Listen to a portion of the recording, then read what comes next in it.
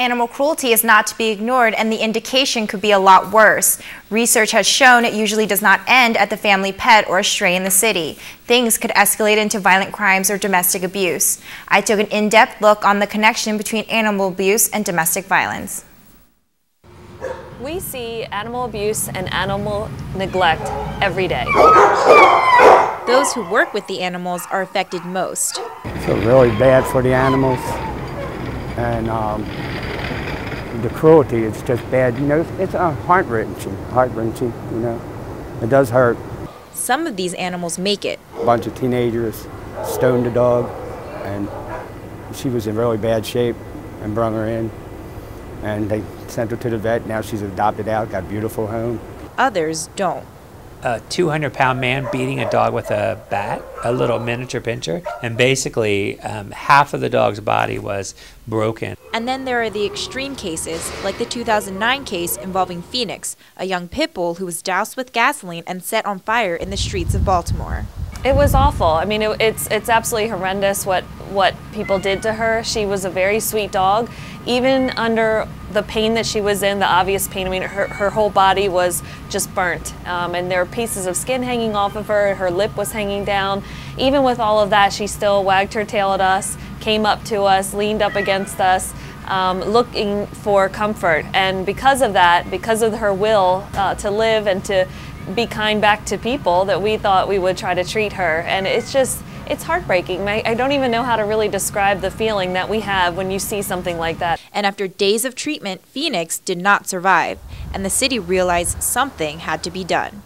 It galvanized the city to do something about animal abuse. And then in July, about 6 weeks after that crime occurred, the mayor announced this task force, an anti-animal abuse task force. And so we hope that she did not die in vain. Although these are tragedies in their own right, these incidents don't stand alone. They're linked to yet another problem.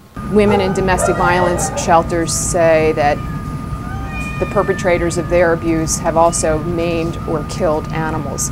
And many women delay going into a shelter for that very fear. Therapist Nancy Frank, who works with domestic abuse victims at YWCA, has seen the link between animal abuse and human violence firsthand. I would say 70 to 75%. I have seen the batterer actually use animal cruelty to control them or to coerce them, intimidate them. So that's a very huge precursor to actual battering situations. But the nightmares for these victims don't end after they leave. Most shelters are only equipped to deal with the humans, and the pets get left behind. It is difficult because there's often a very, as you know, a very close emotional bond between a person and their pet.